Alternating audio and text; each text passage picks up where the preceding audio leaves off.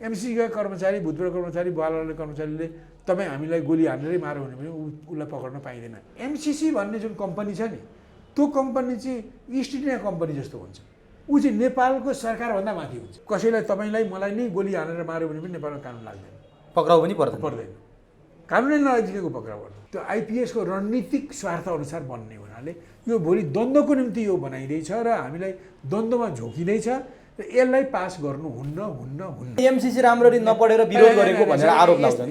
यो जसले उनीहरूलाई म भन्छु उनीहरूले ढाँटिरहेका छन्, झुटो कुरा बोलिरहेका छन्। एमसिसी सम्झौतामा लेखिएका कुराहरू र नेपालको कानुनमा भनेपछि संविधान पनि पर्यो, संविधान र कानुनमा भएको व्यवस्थामा फरक पर्यो भने एमसिसीको कुरालाई मान्य लागू हुनेछ। तर यो चाहिँ यो गिर्दो अमेरिकाको साख बचाउन, शक्ति बचाउनको निम्ति बनेको यो चाहिँ लगानीकर्ताको हैन इन्भेस्टरहरूको कम्पनी हो। दर्शकवृन्द नमस्कार, चुरो कुरोमा तपाईँलाई हार्दिक स्वागत छ। हामी चुरो कुरोमा आज मूलतः एमसिसीका विषयमा केन्द्रित भएर संवाद गर्नेछौँ।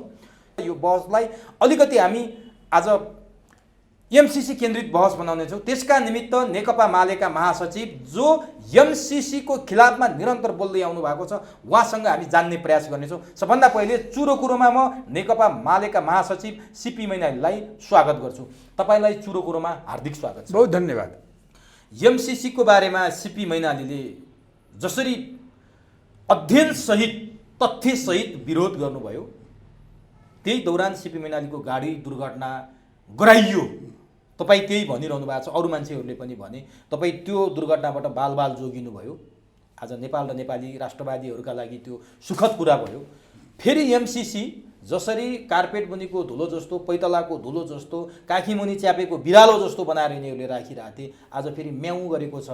अमेरिकाको एमसिसीका उपाध्यक्ष फतेमा सुमार र त्यसका सहायक उपाध्यक्ष जोनाथन ब्रुक्स यही साता नेपाल भ्रमणमा आउने भन्ने कुरो सार्वजनिक भइरहेको छ।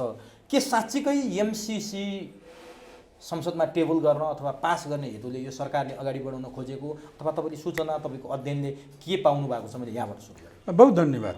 होइन, यसमा मैले तत्कालको तपाईँको प्रश्नमा पसेर मैले एमसिसीको संक्षिप्तमा हिस्ट्री र किन त्यो नेपालको निम्ति अत्यन्त हानिकारक छ भन्ने विषयमा केही पोइन्ट्सहरू राख्दै म अगाडि बढ्नेछु। जस्तो पहिलो कुरो त के हो भने यो सरकार बनेकै एमसिसी पास गर्ने होइन। यो एमसिसी पास गर्न इन्डियाको निम्ति सजिलो हुने गरी नेपालको खुकुलो नागरिकता ऐन पास गर्न, नेपालमा बढीभन्दा बढी इन्डियनहरूलाई यहाँ कृत्य गरेर होस् या सहज ढङ्गले होस् नागरिकता प्रदान गर्न सकियोस् भन्ने त्यस मुलुकको सत्ताको प्रयत्न छ होइन। त्यो प्रयत्नलाई मद्दत गर्न र यस्तै अरू हाम्रा राष्ट्रिय हितहरूमा कुठाराघात गर्ने कामहरू गराउनको निम्ति यो सरकार आएको हो। र मैले तपाईँलाई यसै भनौँ कि असार 28 गतेको सर्वोच्च अदालतको निर्णय त्यो भनौँ यो न्यायिक प्रोफेसनलिजम होइन, न्यायिक व्यावसायिकतामा आधारित भन्दा पनि त्यो राजनीतिक कुराबाट बढी प्रभावित डिसिजन हो। मैले धेरै भन्नै पर्दैन कि त्यो जेठ 8 गते बिहानको राति गरेको संसदको विघटन र चुनावको घोषणा त्यो अहिलेको नेपालको संविधानसँग मेल खाँदैन थियो। किनभने त्योभन्दा अघिल्लो काम नै गैर संवैधानिकबाट सुरु भएको थियो। यो 76 को 4 उपधाराको भनौँ अनुसार विश्वासको मत नलिकन, राजीनामा नगरिकन सिधै जुन नयाँ सरकार 76(5) अनुसारको सरकार बनाउने जुन निर्णय मन्त्री परिषदको निर्णय राष्ट्रपतिमा पेश गरेर त्यो निर्णय गरिएको थियो होइन। त्यस कारण यो चाहिँ संविधान विपरीत भएकोले विघटित संसदको पुनर्स्थापना गर्ने र चुनावको कुरालाई रद्द गर्ने कुरा संविधान अनुकूल थियो। यद्यपि त्यसले निकास ल्याउँदैन थियो कुरो मलाई थाहा छ, तर त्यो संविधान अनुकूल थियो र त्यो पुनर्स्थापना चाहिँ संविधान अनुकूलको कदम हुन्थ्यो। त्यसपछि स्वाभाविक रूपमा पहिलेको केपी ओलीको 76(3) अनुसारको सरकारले त्यो संविधान अनुसार 30 दिन पुर्याएर पहिलेका केही दिन व्यतीत भएको छन् 30 दिन पुर्याएर विश्वासको मत लिने विश्वासको मत नलिएदेखि 76 5 अनुसार सरकार बनाउने हुन्थ्यो र त्यस बेलैमा अब बहुमत पुग्ने आधार देखाउने कुरा गरेको छ र बहुमत पुग्ने आधार भनेर यो पछि सर्वोच्चले जुन ढङ्गले निर्णय अरू पनि निर्णय गर्यो त्यसले बहुमत पुग्ने आधार गर्दा संविधानको उद्देश्य र अहिलेको बहुदलीय प्रतिस्पर्धात्मक संसदीय प्रणालीको मूल्य मान्यताहरू र त्यसले राजनीतिमा राष्ट्रिय राजनीतिमा ल्याउने जुन दुष्प्रभावहरू छन् तिनीहरूको वास्तै नगरिकन सर्वोच्च अदालतले अब जसरी पनि सङ्ख्या पुर्याए हुन्छ त्यसमा यो संविधानका मर्म कुल्चे पनि हुन्छ बहुदलीय प्रतिस्पर्धात्मक संसदीय प्रणालीको मर्म मूल विषयलाई कुल्चे पनि हुन्छ भन्ने ढङ्गले जुन मान्छे मात्रै काउन्ट गर्ने र यो संविधान र यो संसदीय प्रणालीको मर्म कुल्चिने गरी जुन निर्णय गर्यो होइन त्योबाट बच्नको निम्ति सर्वोच्चले निर्णय गर्न सक्थ्यो कि 76 5 को अनुसार भनौँ न प्रतिनिधि सभाको कुनै सदस्यले प्रधानमन्त्री पदमा दाबी गर्दा ऊ चाहिँ हिजो परीक्षित भएर फेल भएको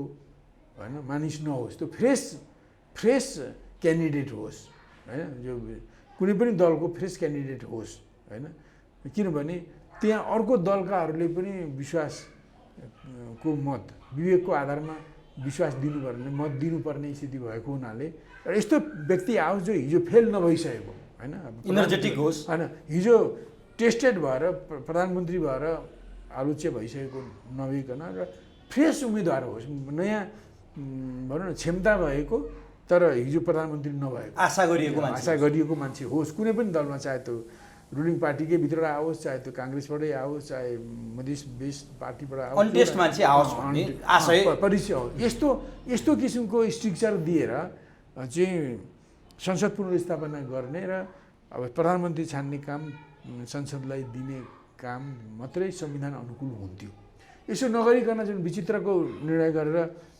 पुनर्स्थापना त गर्नुभयो र उहाँले त्यो विश्वासको आधार भनेर सङ्ख्यालाई हेर्नुभयो यो मैले अघि नै भनिसकेँ यो हाम्रो संसदीय परिपाटीको मूल्य मान्यता संविधानका उद्देश्यहरूलाई कुल्चेर चाहिँ उहाँले जुनसुकै आधारमा सङ्ख्या पुर्याए हुन्छ भन्ने ढङ्गले जुन जानुभयो यो संविधानको स्पिरिट र प्रणालीको स्पिरिटसँग मेल खाँदैन होइन यसरी गरेर 28 घन्टाभित्रमा अब भएको प्रधानमन्त्रीलाई खारेज गरेर नयाँ प्रधानमन्त्रीलाई शपथ ग्रहण गराउनु भन्ने जुन ढङ्गको यो काहीँ नभएको जात्रा हाँडी गाउँमा आयो र राजनीति प्रेरित निर्णय गर्यो यो शेरबहादुर देउवालाई ल्याउनकै निम्ति हो किन ल्याउने भन्ने कुरा अब खुल्न थाल्यो होइन त्यस बेलै मैले त भनेको कि त्यस बेला मैले लामो कथा नभनिकन पहिले त्यसरी यो पुनर्स्थापना भएर प्रधानमन्त्री बन्नु पर्यो भने पहिले प्रचण्डको नाम आएको थियो प्रचण्डको नाम पनि 2-4 दिन छलफलपछि त्यो पनि हट्यो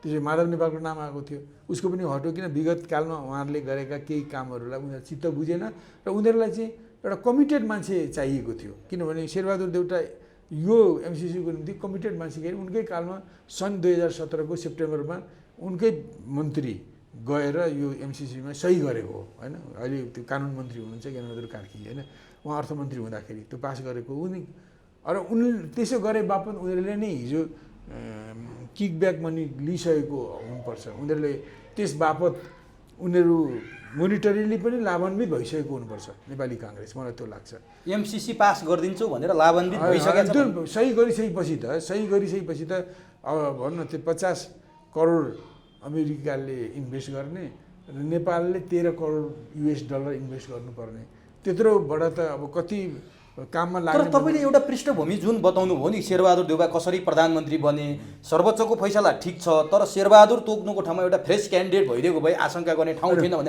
अब पुनर्स्थापना ठिक छ संविधान अनुकूल छ तर यो जुन ढङ्गले 28 घन्टाभित्र परामर्श गरेर 28 घन्टाभित्र शेरबहादुरलाई प्रधानमन्त्री बनाउने जुन काम हो यो भित्र कुनै यो चाहिँ राजनीतिक कुनै न कुनै षड्यन्त्र थियो अब म यहाँ ठ्याक्कै के भन्न खोजेँ भने यो फैसला अथवा परमादेश भनौँ केपी ओलीको भाषा अथवा अदालतको परमादेश भनौँ त्यहाँ काहीँ न कतै अमेरिकाको दबाब र प्रभाव थियो र त्यस कारण त्यस्तो फैसला आयो अनि भन्नु अवश्य खोज्नुभयो? मैले भने नि यो प्रश्न भनिदिनु न। यो असार 28 गतेको निर्णयले नेपालको राजनीतिमा अहिले भनौँ अहिलेको खालि सत्तासीन राजनीतिमा इन्डो पश्चिमाहरूको बोलाबाला भयो।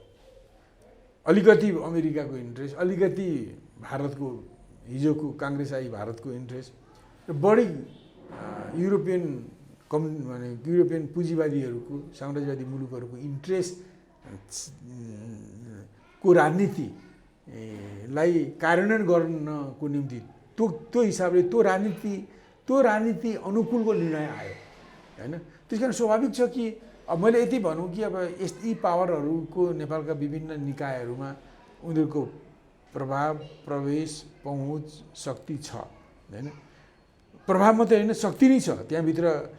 अब धेरैले न्याय जगतमा पनि को मान्छे चाहिँ यो इन्डो पश्चिमाको भनौँ न आइएनजिओको पैसामा यिनीहरू घुमेका छन्, लाभ कमाएका छन् भनेर धेरैको नाम चर्चा आइसकेको छ। धेरै प्रधान न्यायाधीशहरूको, धेरै न्यायाधीशहरूको नाम आइसकेको छ होइन। अब मैले त्यसो भनेर किन मैले समय जाया गरौँ होइन। सबैलाई थाहा छँदैछ कि धेरै ठुल्ठुला प्रधान न्यायाधीशहरू र कतिपय अहिलेकै करेन्ट बहालवाला न्यायाधीशहरू पनि कसरी पश्चिमाहरूबाट मेनिपुलेटेड हुन् होइन भन्ने कुरा चाहिँ समाजमा चर्चा। एकजना वरिष्ठले त मसँग के पनि भन्नुभयो भने अदालतमा 2 जना मात्रै नेपाली न्यायाधीश छन् भनेर भन्नुभयो, व्यङ्ग्यको रूपमा भन्नुभयो। के त्यो अवस्थामा पुग्या हो? अब सङ्ख्यात्मक रूपले अब 2 भन्ने कुरामा त मैले सही थाप्दिनँ। तर एउटा के भनेदेखि यो जति चर्चित गरेको पावरहरू छन् नि, अलि खालि अमेरिका भयो, युरोपियनहरू भए, इन्डियनहरू भए, नेपालमा हस्तक्षेप गर्ने शक्ति यिनै हुन्। नेपालमा माइक्रो म्यानेजमेन्ट गर्ने शक्तिहरू यिनै हुन् र यिनीहरूको चाहिँ पर्याप्त पहुँच मिडियामा छ, न्यायालयमा छ, अन्य राजनीतिक पक्षमा, क्षेत्रहरूमा छ, पोलिटिकल पार्टीहरूमा छ। हाम्रो देश त चाल्नु जस्तो पो भएको छ त। यो कुनै नाङ्लो जस्तो होइन, चाल्नु जस्तो भएको छ। यहाँ विदेशीहरूको भने त्यसरी प्रवेश भएको छ र उनीहरूको इन्ट्रेस्टबाट प्रभावित भएर सर्वोच्चबाट राजनीतिक निर्णय भयो। मैले अघि नै भने त्यो न्यायिक व्यावसायिकता नभएर त्यो राजनीतिक निर्णय भयो र त्यो किन भयो? त्यो दबाब र प्रभावमा त्यो अवश्य नै होइन।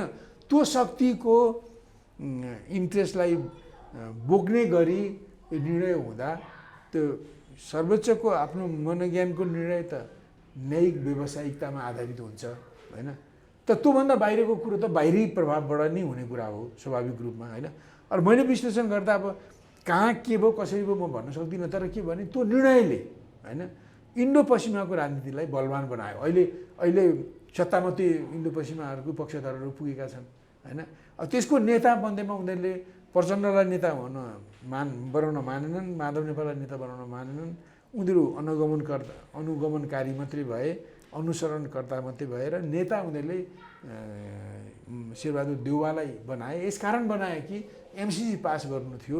एमसिसी पास गर्दा यो एमसिसीको सम्झौता गर्ने बेलाको प्रधानमन्त्री शेरबहादुर नै हुन्।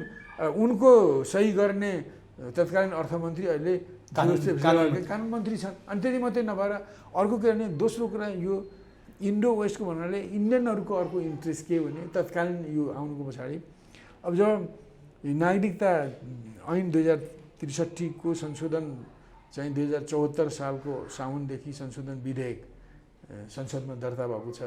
त्यहाँको राज्य व्यवस्था समितिले अरू कुरा नगर्न सक्यो भने एउटा ठुलो संशोधन पास गरेको छ। त्यो भनेको के हो भने बिहे गरेर आउने विदेशी महिलाले तत्काल हिजोको जस्तो तत्काल एक हातमा सिन्दुर, एक हातबाट सिन्दुर, अर्को हातबाट नागरिकता दिने होइन। पहिले बिहे गरेर आएपछि उनलाई स्थायी बसोबासको प्रमाणपत्र दिने।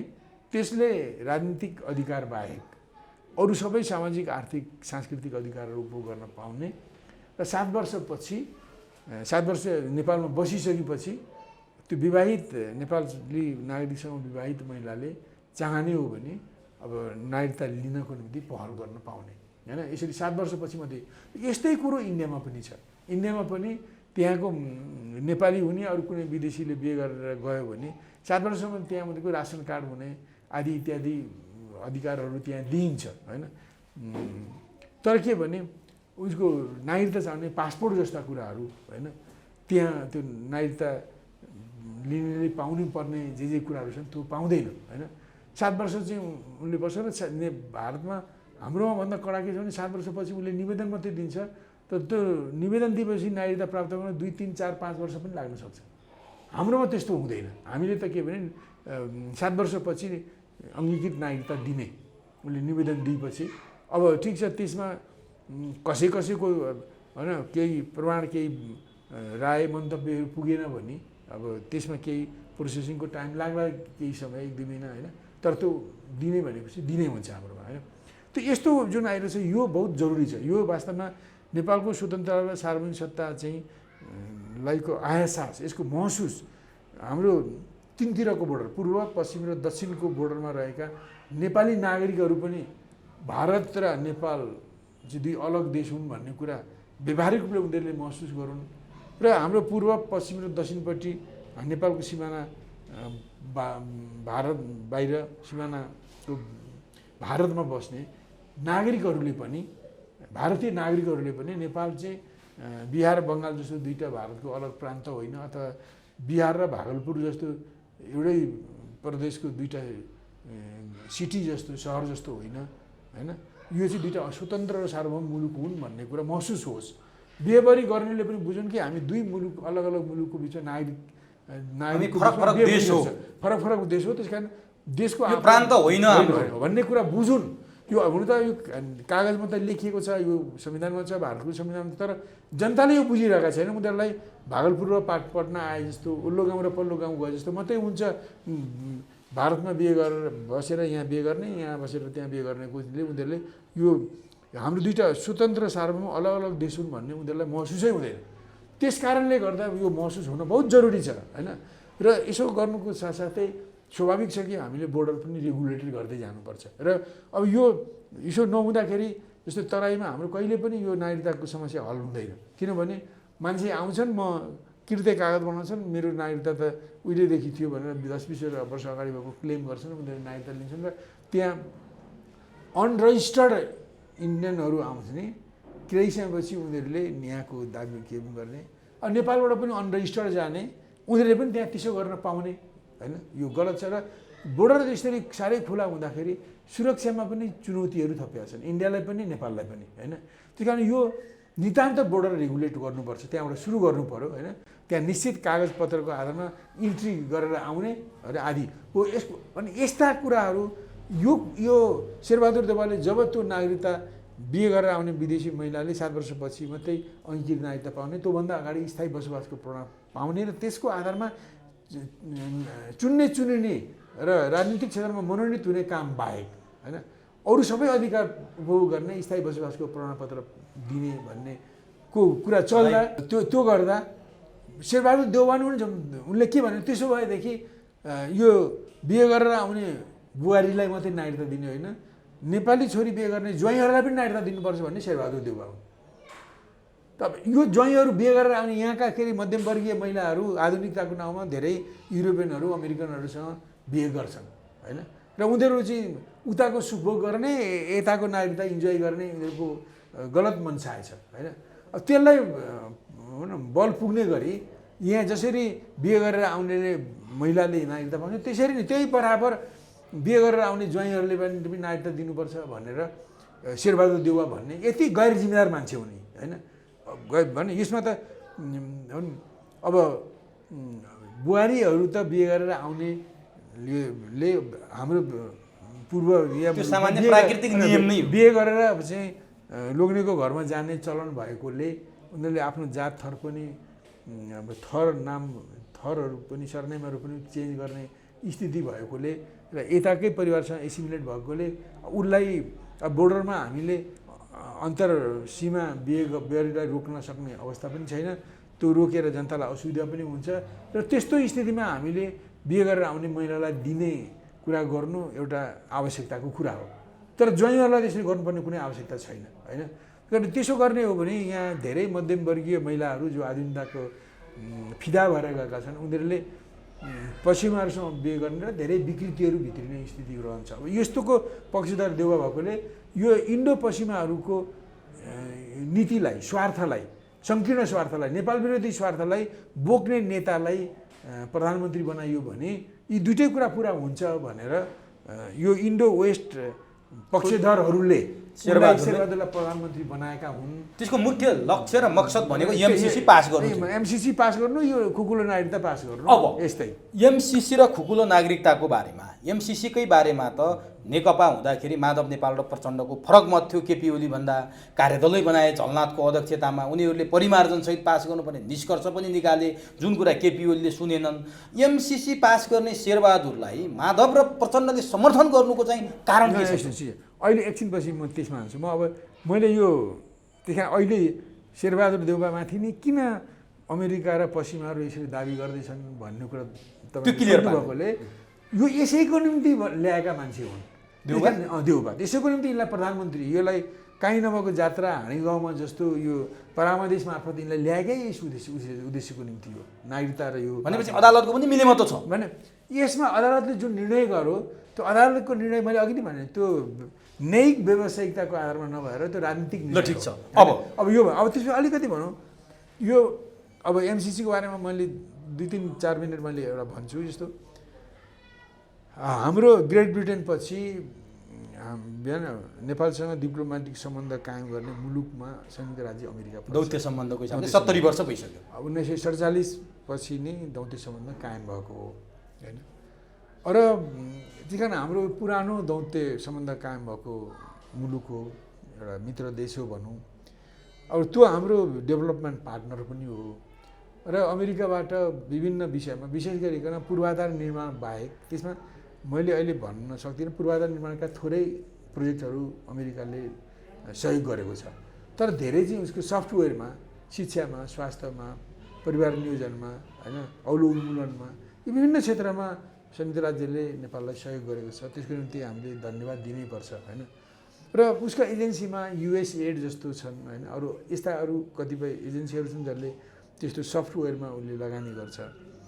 अब त्यस्तै अब उसले अब वर्ल्ड ब्याङ्क, आइएमएफ जस्ता पश्चिमी राष्ट्रहरूको प्रभाव र पहुँच भएका ब्याङ्कहरू मार्फत पनि यस्ता लगानीहरू हुन्छन्, ऋणहरू दिने काम भएका छन्। र यस्ता कुराहरूमा पनि स्वाभाविक छ कि लगानीकर्ता, सहयोगकर्ताले आफ्नो मुलुकको प्रभाव नेपालमा होस् भनेर चाहनु अस्वाभाविक होइन, त्यो चाहने स्वाभाविकै ठानिन्छ। त्यसो गर्दा अमेरिकाको त्यो लगानीपछि अमेरिका भन्ने मुलुक के हो, कस्तो हो, यसले नेपाललाई के सहयोग गरेन यसको बारेमा नेपालमा जानकारी बढेको छ, एउटा मित्रभाव पनि छ। यो स्वाभाविक कुरा हो, यसमा हाम्रो विरोध छैन होइन।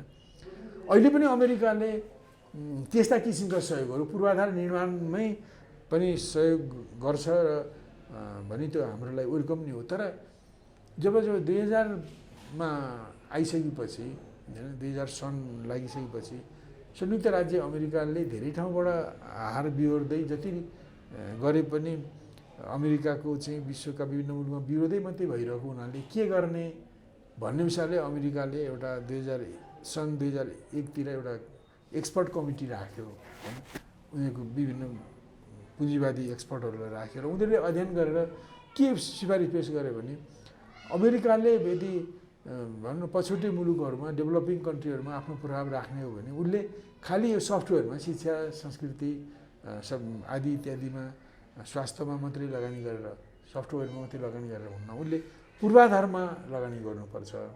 पूर्वाधारमा लगानी गर्नु ती पूर्वाधारका संरचनाहरू जस्तो अहिले भनौँ सडक भयो, विद्युत हाइटेन्सन लाइन भयो, त्यस्तैहरू पुलहरू भए, भवनहरू भए, विभिन्न यस्ता पूर्वाधार निर्माण गर्ने इन्फ्रास्ट्रक्चर बिल्डिङमा संयुक्त राज्य अमेरिकाले लगानी गर्यो भने मात्रै उसको प्रभाव चाहिँ अलिक दिगो र टिकाउ हुन्छ डेभलपिङ कन्ट्रीमा भन्ने एक्सपर्टहरूको राय आएपछि अब त्यसबेलै यो त्यसको निम्ति अब पहिले त सफ्टवेयरका प्रोजेक्टहरू लगानी गर्ने भनौँ युएसएड जस्ता अरू विभिन्न संस्थाहरू भए, त्यसको लागि नयाँ संस्था बनाउने परिकल्पना आयो। त्यसबेला भनौँ सिनियर जर्ज बुश थिए र उनीहरूले त्यसको निम्ति एउटा लगानी यो पूर्वाधारमा लगानी गर्ने एउटा कम्पनी खोले। त्यसको नाम चाहिँ सहस्राब्दी विकास यो आयोजना, सहस्राब्दी चुनौती निगम निगम हैन भन्ने मिलेनियम च्यालेन्ज निगम भनेर बनायो। मैले त्यहाँ यो अर्थ पनि यसको अर्थ पनि म जनतालाई बुझाउन चाहन्छु। सहस्राब्दी चुनौती निगम भनेको कसको चुनौती? अमेरिकाको चुनौती। किनभने उसले जति गरे पनि डेभलपिङ कन्ट्रीमा जति लगानी गरे पनि त्यहाँ मित्रभावभन्दा वैरभाव बढेकोले त्यसलाई कसरी रोक्ने? अब चिन चाहिँ अब भनौँ न अब त्यस बेला पनि चिन राइज गर्दै थियो, यति चाँडै होला नभए पनि चिन त राइज गरिरहेकै थियो त्यस बेला होइन। र उनीहरूले सोभियत सङ्घको पतन 1990 भइसकेपछि अमेरिका एकल अति महाशक्ति हो र त्यसलाई कसरी टिकाइराख्ने होइन। र अमेरिकाको 1953 कोरियन वारमा अमेरिकाले हारिसकेपछि यो चाहिँ ओह्रालो लाग्न थालेको हो भनिन्छ। पछि 75-75 हिन्द चिनबाट यसले भाग्नु पर्यो, पछि हट्नु पर्यो, झन् ओह्रालो लाग्यो। अब इराकमा हमला गर्यो, केही हात लागि सुन्ने भयो, भियतनाममा त्यस्तै भयो, हिन्द चिनमा त्यही भयो, त्यसपछि यहाँ भयो। अब सिरिया आदि विभिन्न ठाउँमा अहिले पछिल्लो अफगानिस्तान, अब अहिलेको कुरा त अफगानिस्तान भयो। ओह्रालो लागेपछि कसरी अमेरिकाको प्रभाव जोगाउने पूर्वाधारमा गरेर भन्ने चिन्ता भएकोले अमेरिकाको आफ्नो प्रभुत्व प्रभाव त बाहिरी कुरा हो, प्रभुत्व पावर हो। प्रभाव र प्रभुत्व दुवैलाई जोगाउनको निम्ति अगाडि चुनौतीहरू आए। किन 21औं सदीमा अमेरिकाले जुन उसको प्रभाव र प्रभुत्वमा जुन चुनौती आयो त्यसलाई त्यो यो 21औं सहस्राब्दीको चुनौतीलाई सामना गर्ने कर्पोरेसन बनाएको हो। यो एमसिसी भनेको त्यसको निगम हो। यो त्यसको निम्ति काम गर्ने निगम, अमेरिकाका चुनौतीहरूलाई हटाउन त्यसलाई सामना गर्न बनेको निगम हो। अब मैले यसोभन्दा अलिकति प्यारलल ड्र गर्न चाहन्छु। 1700 इस्वीमा भनौँ 18औं शताब्दीको पहिलो दशाब्दीदेखि नै ब्रिटेन त्यस बेला इमर्जिङ पावर थियो पुँजीवादी मुलुकमा होइन। त उसको व्यापार विश्वभरि थियो र भारतमा व्यापार गर्ने भनेर भारतका इङ्ल्यान्डका व्यापारीहरूले एउटा इस्ट इन्डिया कम्पनी भनेर एउटा व्यापारिक कम्पनी खोले। त्यस बेला ब्रिटेन चाहिँ उदयमान थियो। त उदयमान ब्रिटेनलाई सघाउनको निम्ति हो, त्यो यो खस्काउँदो अमेरिकालाई सघाउनको निम्ति हो, फरक यसको देन। अनि त्यो चाहिँ त्यस बेला व्यापारिक युग थियो र व्यापारीहरूको निगम बन्यो। यो चाहिँ लगानीकर्ताको निगम हो, इन्भेस्टरहरूको निगम हो, फरक छ। त्यो व्यापारीको निगम, यो इन्भेस्टरहरूको निगम हो। त्यस कारण त्यसले उदाउँदो साम्राज्यवादी बेलायतको पावर र प्रेस्टिज बढाउनुको निम्ति उसले काम गरेर दक्षिण एसियामा उसले जुन ठुलो उपनिवेश बनायो र यहाँको उपनिवेशबाट त्यो इस्ट इन्डिया कम्पनी भन्ने त्यो व्यापारिक कम्पनीले सालाना भने ब्रिटेन सरकारलाई उसले भनौँ न उसले यहाँबाट ठेक्का बुझाउँथ्यो होइन। उसले काम गरे बापत उसले त्यहाँ पैसा बुझाउनु पर्थ्यो। त्यो मैले यति बुझाउनु उति बुझाउनु भने उसले यहाँ कमाइ गरेर उसले त्यहाँ बुझाउँथ्यो। र पछि अब मैले सोधेँ त्यसको इतिहास त्यस्तो हो। र त्यसले त्यहाँबाट व्यापार गर्ने अधिकार इङ्ल्यान्डको सरकार ब्रिटेनको सरकारबाट लियो र यहाँ भारतमा आएर व्यापार गऱ्यो। यहाँका मान्छेले भारतका मान्छेले उसलाई व्यापार गर्ने अधिकार दिएका होइन। अब त्यहाँ व्यापार गर्ने भएपछि अब त्यहाँ त साना साना राज्य रजौटाहरूको क्षेत्रहरूमा व्यापार गर्दै गएपछि त्यहाँ उसले चाहिँ ती प्रभाव क्षेत्रमा आएका कति ती राजा रजौटेहरूमध्ये कति आफ्नो अधीनमा ल्यायो, उनीहरूमा शासन गर्नु पर्यो। किन उसले शासन गर्ने अधिकार पनि बेलायत सरकारबाट पायो। त्यसपछि तिनीहरूको लागि त त्यो शासन गर्नको लागि फौज पनि चाहियो होइन। राज्यको महत्त्वपूर्ण अङ्ग त फौज हो। उसले फौज राख्ने र युद्ध लड्ने पनि अधिकार चाहियो। ब्रिटेनबाट अधिकार लिएर यहाँका भारतीय जनतालाई र भारतका राजा रजौटाहरूलाई उसले कन्ज्यायो र 1700 त्यो काम गर्दै उसले सिपाही विद्रोह 1857 भारतको पहिलो स्वतन्त्रता आन्दोलन भयो र त्यो आन्दोलनलाई उसले यो इस्ट इन्डिया कम्पनी सरकारले ठेगान लगाउन सकेन भनेर ग्रेट ब्रिटेनले त्यो इस्ट इन्डिया कम्पनीलाई यो भारतमा शासन गर्ने र सेना चलाउने कुरा, प्रशासन चलाउने र सेना चलाउने कुरा खोस्यो। ऊ व्यापारिक कम्पनी भएर पछि त्यसको 5-7 वर्षपछि त्यो कम्पनी नै लन्डन भयो, त्यो खारेज पनि भयो। तर यो चाहिँ यो गिर्दो अमेरिकाको साख बचाउन शक्ति बचाउनको निम्ति बनेको यो चाहिँ लगानीकर्ताको हैन इन्भेस्टरहरूको कम्पनी हो, तपाईँ बुझ्नुहोस्। अब यसले पनि यो कम्पनीको बनेपछि अमेरिकामा एमसिसी सम्बन्धी एउटा कानुन छ, त्यो कानुन अन्तर्गत यो एमसिसी बनेको हो। त्यो एमसिसीले त्यो अमेरिकाको कानुन अनुसार काम गर्छ। त्यसमा के भन्छ भने उसको कानुनमा यो एमसिसीले यो उदार पुँजीवादी अर्थतन्त्रको पक्षपोषण गर्छ, त्यसले डेमोक्रेसी मानव अधिकार आदिको नाउँमा कम्युनिस्ट विरोधी उद्देश्यको निम्ति काम गर्छ एमसिसीले। त्यो एमसिसीको कानुनले। तर एमसिसीले यहाँ कम्युनिस्टहरू नै अग्रसर भएको देखियो। सुन्नुहोस् न, त्यो एमसिसी भन एमसिसी अब अमेरिकाले तिब्बत सम्बन्धी त कानुन बनाएको छ, हङकङ सम्बन्धी कानुन बनाएको छ, उसले ताइवान सम्बन्धी कानुन बनाएको छ।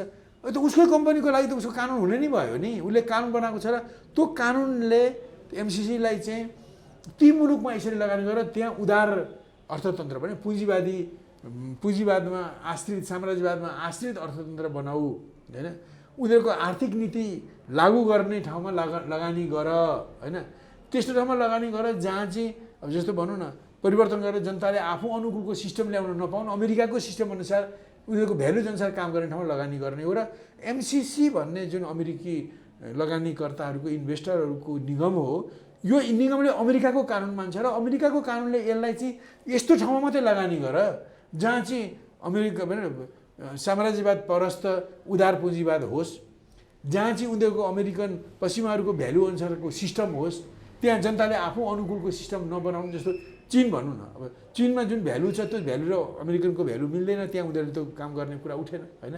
त्यही कारण उनीहरूले यस्तो भएको हुनाले एमसिसीलाई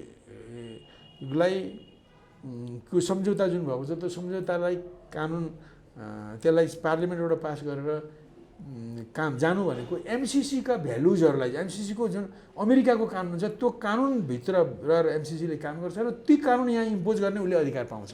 त्यही कारण यो कुरा बुझ्नु चाहिँ, कारण यो चाहिँ सामान्य यो भनिएका केही परियोजनाको मात्रै कुरा नभएर उनीहरूले हाम्रो आर्थिक पोलिसीलाई पनि नियन्त्रण गर्छन् होइन, हाम्रो पोलिटिक्सलाई पनि नियन्त्रण गर्छन्। उनीहरूको हाम्रो पोलिटिक्स अमेरिकाको जस्तो हुनुपर्छ, उनीहरूको भ्यालु अनुसारको हुनु पर्यो।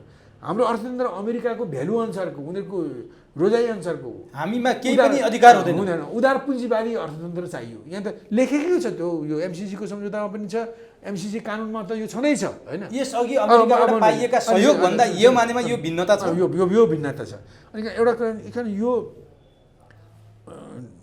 होइन, यो गिर्दो अमेरिकाको प्रभाव र शक्ति प्रभुत्वलाई बचाउनको निम्ति आएको लगानीकर्ताको कम्पनी हो र त्यो कम्पनीले अमेरिकाको एमसिसी कानुनलाई मान्छ, जुन कानुनले भन्छ लगानी त्यो ठाउँमा गर्ने जहाँ पुँजीवाद नव उदारवादी पुँजीवादी अर्थतन्त्र छ, आर्थिक नीति जसले लागू गर्छ, जसले चाहिँ पश्चिमाहरूको राजनीतिक मूल्य अनुसार काम गर्छ, ती मुलुकमा लागू गर्नुपर्छ। अनि यहाँ अमेरिकी सेना आउँछ भनेर कहाँ जोडियो त्यो पछि आउँदै म पछि भन्छु। पहिले सुरुमा 1904मा यो एमसिसी बनेपछि 2004मा सन् 2004मा बनेपछि यस्तो कानुनको आधारमा यो एमसिसी बनेको छ। त यति भए पनि सुरुमा उनीहरूले त्यो कानुन उनीहरूकै कानुनअनुसार यो विभिन्न मुलुकमा एमसिसीको परियोजना लागू गर्दा उनीहरूको आर्थिक दबाब हुने, उनीहरूको चाहिँ राजनीतिक दबाब आउने हुन्थ्यो नै। तर पछि के भयो भने अब यो विश्वको असमान आर्थिक विकासको क्रममा चीनले 40 वर्षमा अत्यन्त ठुलो प्रगति गर्यो आर्थिक क्षेत्रमा। 40 भन्दा पनि 1880देखि 1980देखि भनेर तपाईँले सुरु गर्नुहुन्छ भने 41 वर्ष भनौँ न, त्यो 10, 12, 14, 15, 16मा आउँदा भनौँ न उसको 20, 35, 36 वर्ष भइसकेको थियो। यस बिचमा चीनको अत्यन्त ठुलो विकास भयो होइन, भनौँ न 35 वर्षमा एकदम ठुलो विकास भयो। र अब पहिले अमेरिकाले चीनको यो विकासलाई देखेर उसले आफ्नो सैनिक हेडक्वार्टर यो यता भनौँ न प्रशान्त क्षेत्रमा भएको हनोलुलुमा भएको उनीहरूको अड्डा भएको उनीहरूको जुन सैनिक अखडा छ, त्यो सैनिक अखडालाई उसले क्रमिक ढङ्गले बलियो बनाउँदै ल्याएर यो ट्रम्पको भन्दा अगाडि ओबामा त्योभन्दा पनि अगाडिदेखि नै उनीहरूले प्रशान्त क्षेत्रलाई प्रमुखता दिएर उनीहरूले आफ्नो सैनिक परिचालन गर्ने र आफ्नो सुरक्षा रणनीति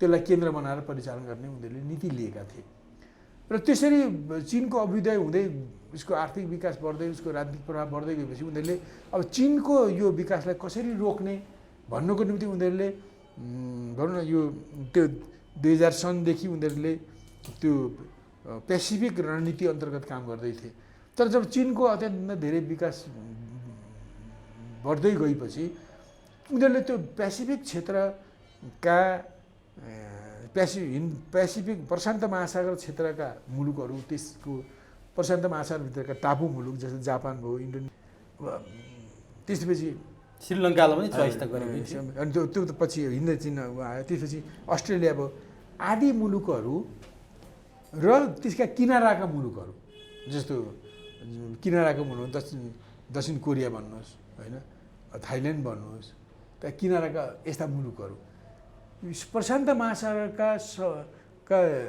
टापु मुलुकहरू र किनाराका मुलुकहरूलाई प्रयोग गरेर उनीहरूको साधन शक्ति र लाई प्रयोग गरेर चिनको आर्थिक विकास रोक्ने चिनलाई अवरोध गर्ने र चिन विरोधी गतिविधि चिनको अभ्युदयलाई रोक्ने र आवश्यक पर्यो भने चिनसँग भिडन्त पनि गर्ने यिनीहरूको रणनीति थियो तर त्यो रणनीति चाहिँ त्यो हुँदाहुँदै पनि चिनले यति धेरै विकास गर्यो कि अब 1917-18मा आइपुग्दासम्ममा त्यति बेला डोनाल्ड ट्रम्प राष्ट्रपति थिए 2017 सन् 17मा त्यहाँ आइपुगिन्छ चिनको विकासलाई रोक्नको निम्ति उनीहरूले 17देखि अब धेरै पहिलेदेखि गृह कार्य गर्दै 17देखि उनीहरूले आफ्नो क्षेत्रको विस्तार गरे पहिले प्रशान्त क्षेत्रीय रणनीति थियो उनीहरूले प्रशान्त भनेको प्रशान्त महासागर क्षेत्रीय रणनीति हो मैले टापु र किनाराको मुलुक अब त्यसमा उनीहरूले हिन्द महासागरको क्षेत्र पनि जोडे आइपिएस त्यसलाई चाहिँ त्यस कारण हिन्द प्रशान्त रणनीति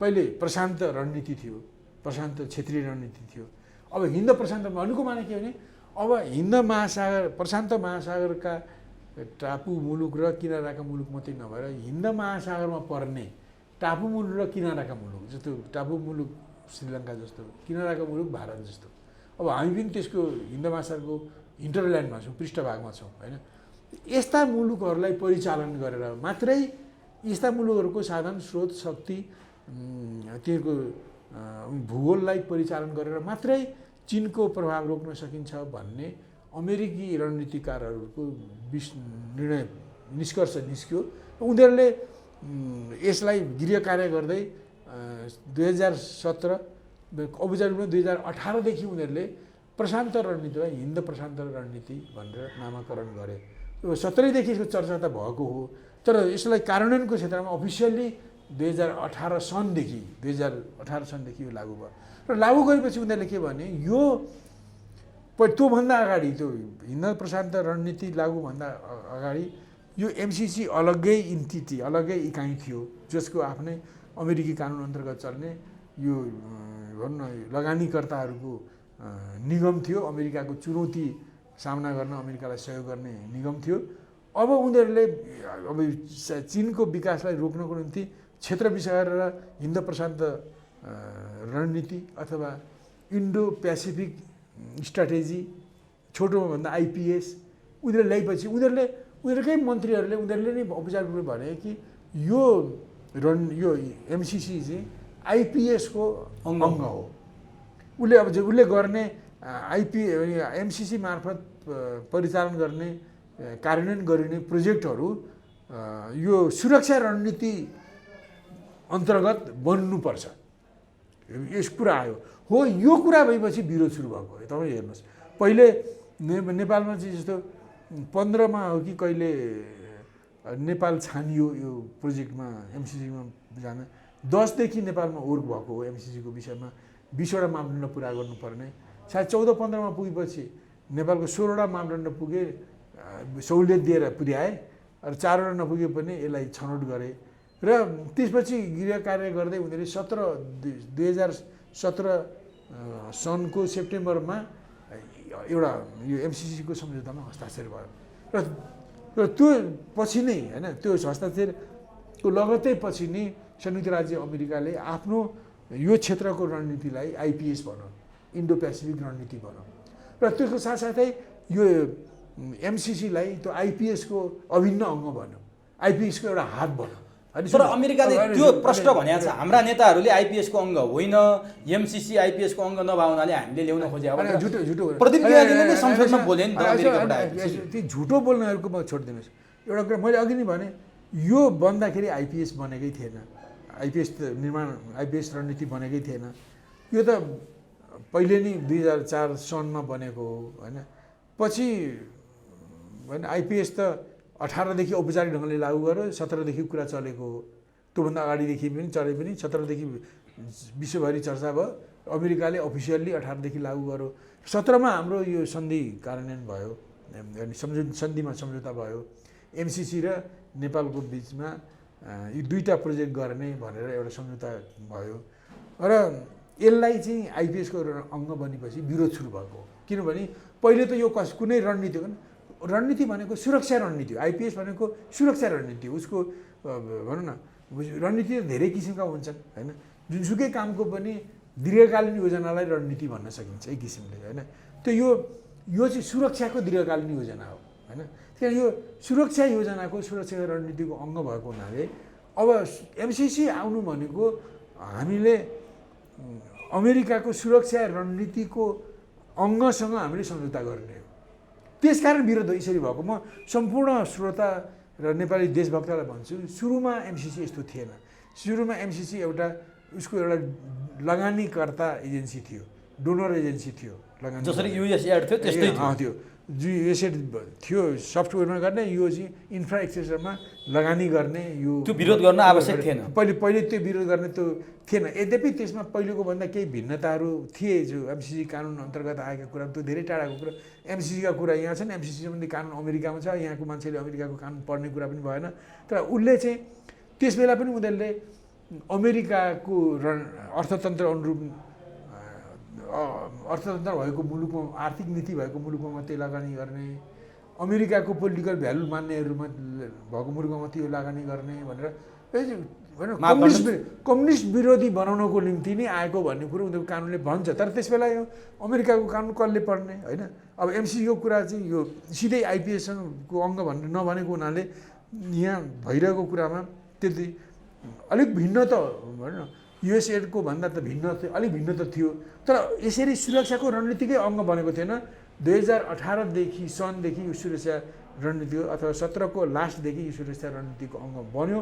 अमेरिकी स्ट्राटेजिस्टहरूले, त्यहाँका एक्जिक्युटिभहरूले, मन्त्रीहरूले नै यो कुरा भनिसकेपछि नेपालमा विरोध भएको हो। त्यस कारण यो विरोध गर्नु सबभन्दा पहिले त के भने हामी असंलग्न आन्दोलन सुरु भएदेखि नै नेपाल असंलग्न आन्दोलनको अन्तर्राष्ट्रिय नेता हो। हामी असंलग्न मुलुक हौँ। हाम्रो असंलग्नता अब हिजो अमेरिका र संयुक्त राज्य अमेरिका र सोभियत सङ्घ बिचको असंलग्नता तटस्थता र हिजो पनि चीन र भारत बिचको असंलग्नता र तटस्थता हो। आज त झन् अब सोभियत सङ्घको पतनपछि अहिले पावरको रूपमा दुईवटा, एउटा समाजवादी चीन आएको छ, अर्को साम्राज्यवादी अमेरिका आएको छ। अहिले पनि हामी दुईटैपट्टि असंलग्न हौँ। अब र हामी भारत चीनको बिचमा पनि तटस्थ नै रहने हुन्। हाम्रो नीति यो हो। हामी पञ्चशीलको आधारमा हामीले असंलग्न तटस्थ परराष्ट्र नीति अपनाउने। हामी जस्तो जियो पोलिटिक्समा भूराजनीतिक अवस्थितिमा बस्ने मुलुकको निम्ति यो असंलग्नता हाम्रो भनौँ जीवन रक्षाको डिप्लोमेसी हो। अब त्यही कारण यसको विपरीत गएको हुनाले यो त जस्तो हाम्रो संविधानमा पनि असंलग्नता लेखिएको छ। हाम्रो परराष्ट्र नीतिको आधार भनेर पञ्चशील असंलग्नता। त यस्तो भएकोले यो चाहिँ अमेरिकाको सुरक्षा रणनीतिको अङ्ग हो भनेर आएपछि नेपालीहरूबाट विरोध सुरु भयो।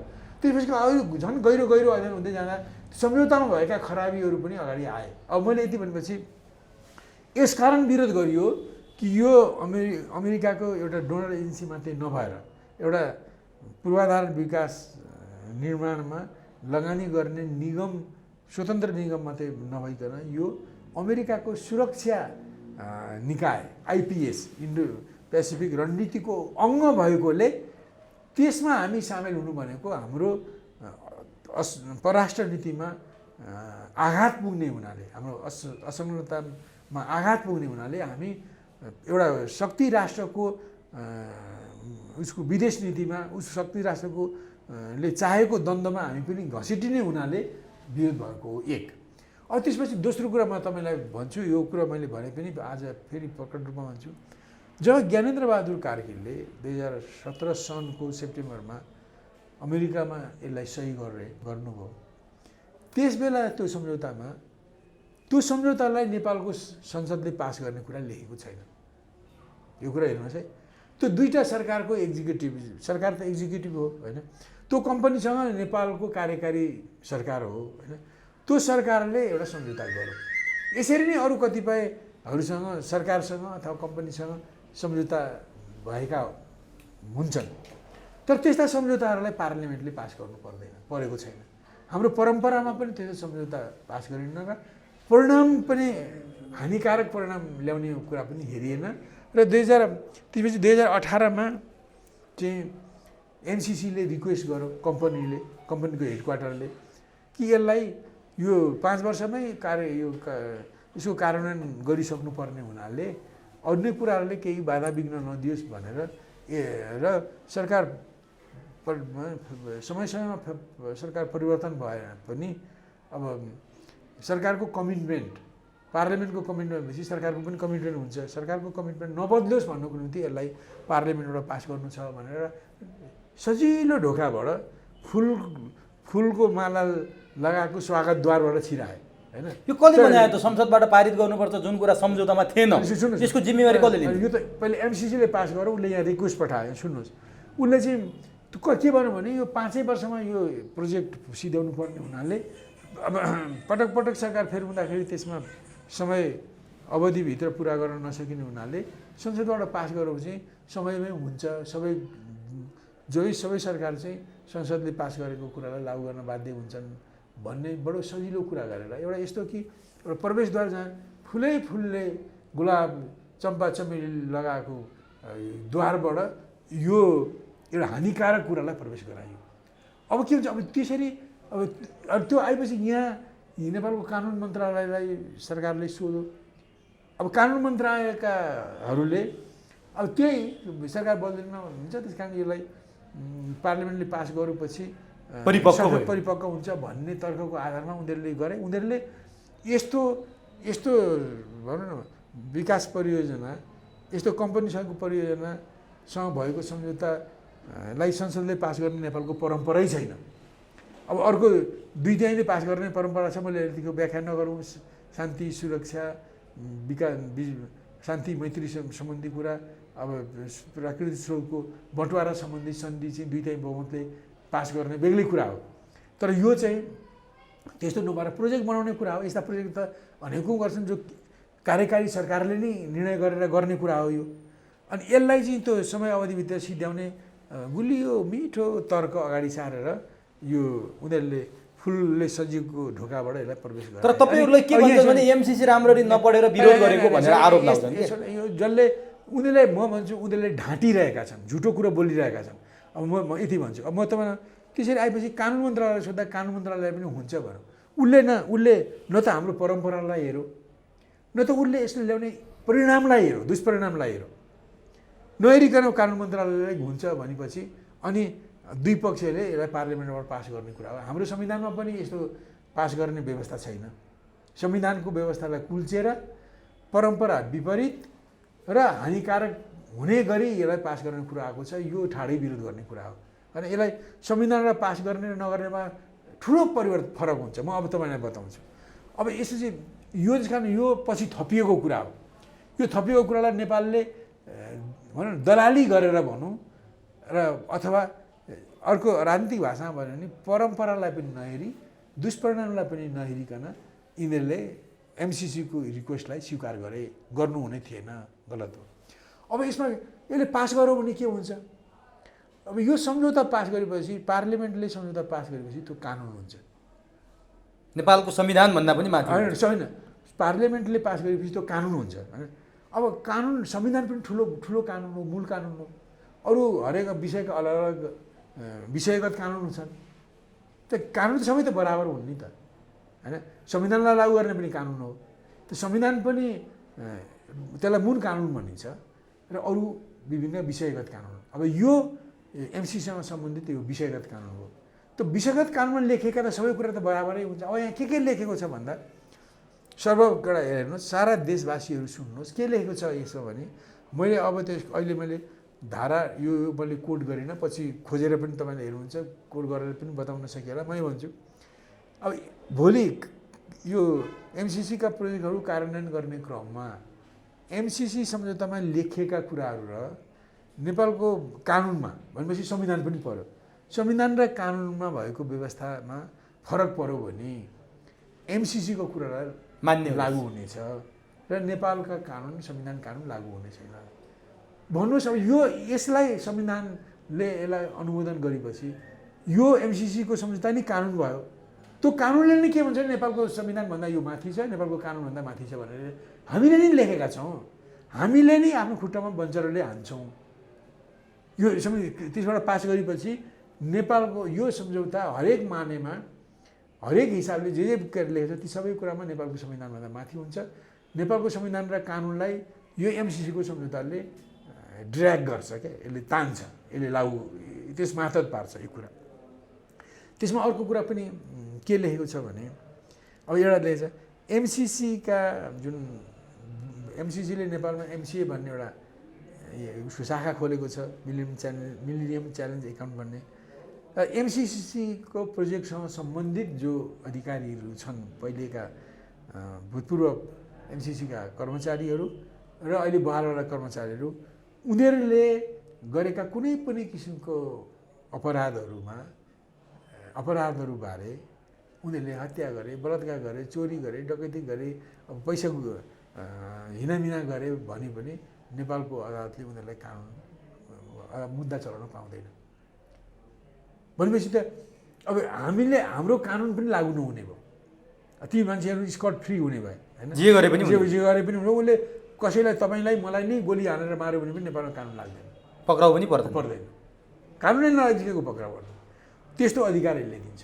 दोस्रो कुरा, अब तेस्रो कुरा जस्तो भनौँ, यसमा एउटा के भनेको छ भने एमसिसीका प्रोजेक्टहरू इन्टेलेक्चुअल प्रपर्टीको कुरा जस्तो भनौँ, यहाँको सडकको स्तर उन्नतिको एउटा प्रोजेक्ट छ, एउटा हाई टेन्सन लाइनको अर्को प्रोजेक्ट छ होइन।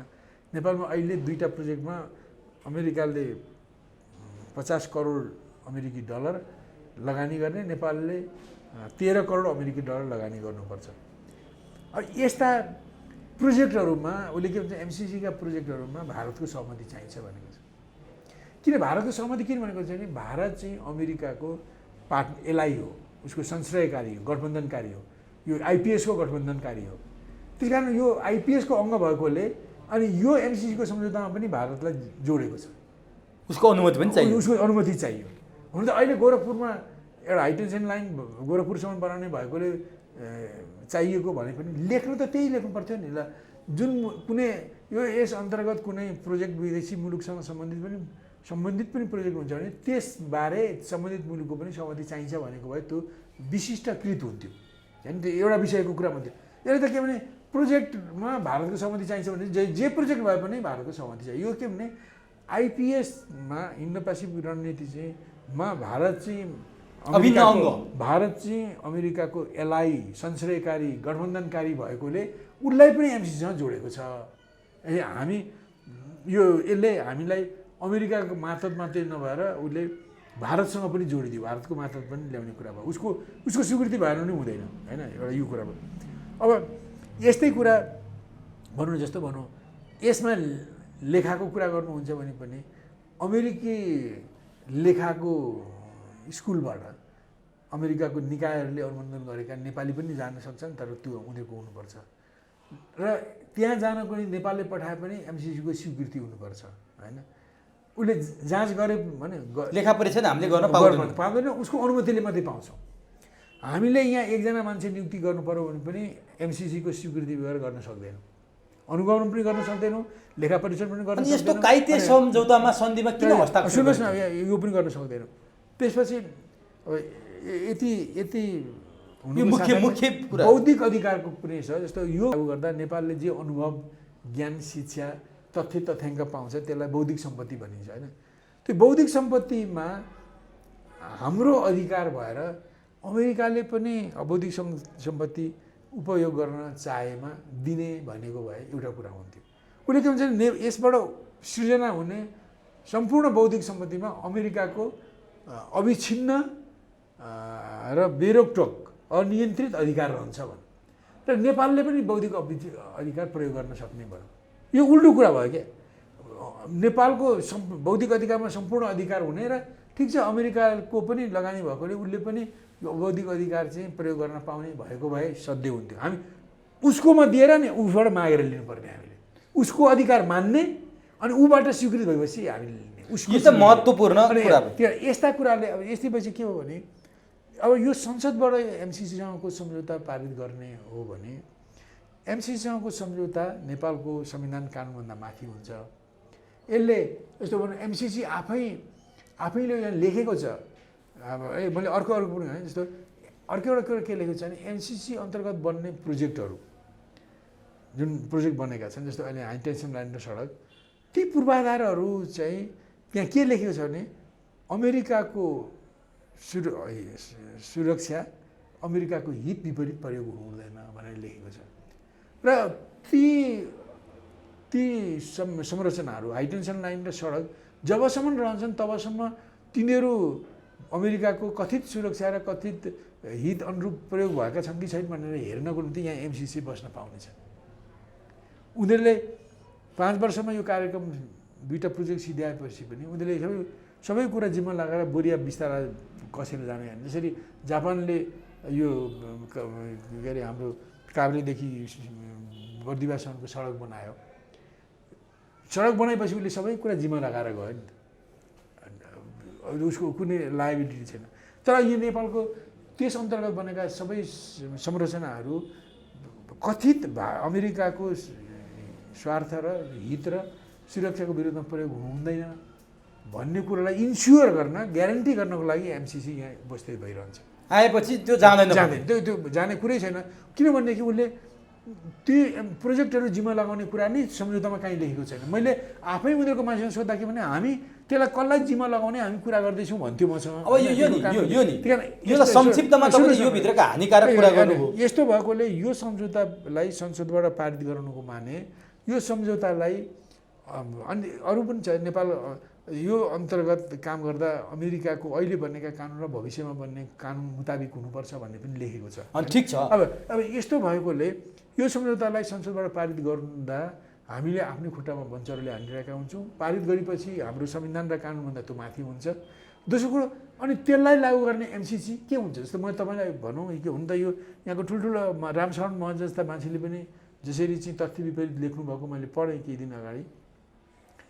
एमसिसी चाहिँ नेपालमा त्यसको शाखा एउटा अङ्ग MCA account Nepal MCA Nepal भन्ने मिलेनियम च्यालेन्ज एकाउन्ट नेपाल भन्ने एउटा संस्था खोलेको छ।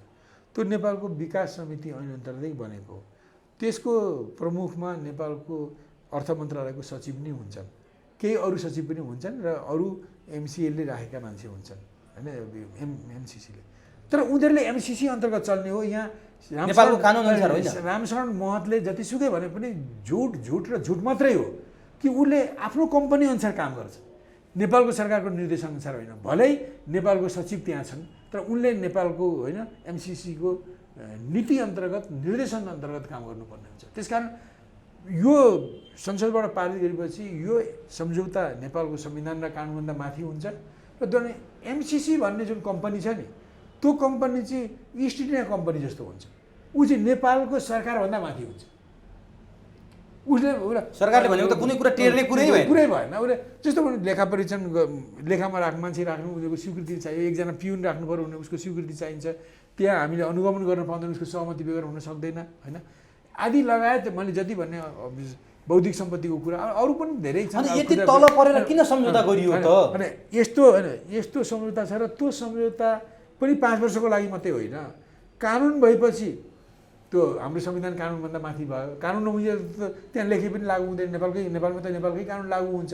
नेपालको कानुन विपरीत कुनै सम्झौता छ भने त्यो त लागू हुँदैन नि नेपालमा। होइन हाम्रो तर्फबाट किन गरियो कि? यो त दलाल भएकोले गरे अनि एउटा कुरा सुन्नुहोस् न।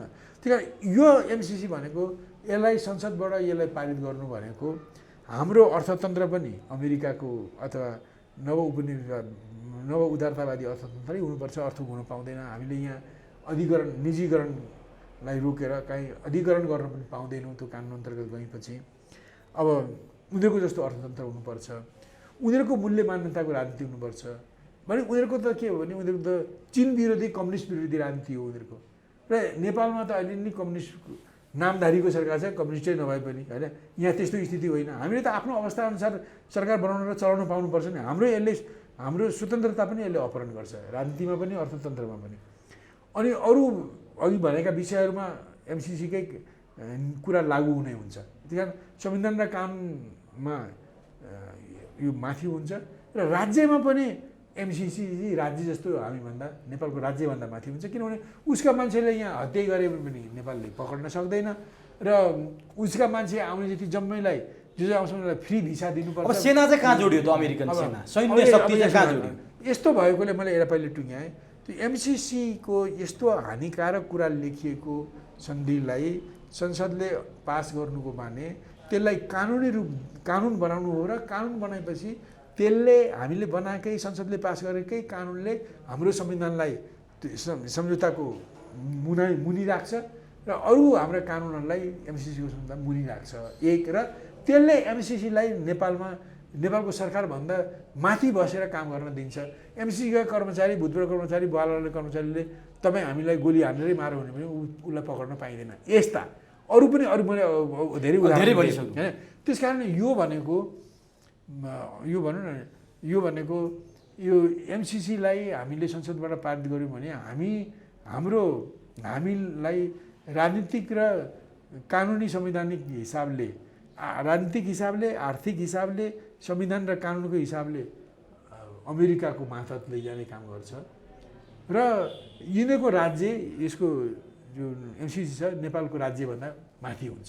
यो त भयो। अब सेना कहाँ जोडिन्छ? अब यो सेना जोडिने भनेको के भने यस्तो भनौँ, उनीहरूले सामान लिएर आउँदा यो कम्पनी भन्दा उसले आफ्ना सामानहरू ल्यायो अरे, निर्माणका सामानहरू लिएर आयो भने उनीहरूको सामान ल्याउने उनीहरूको कन्टेनर नेपालले जाँच गर्न पाउँदैन, भन्सार पनि लाग्दैन।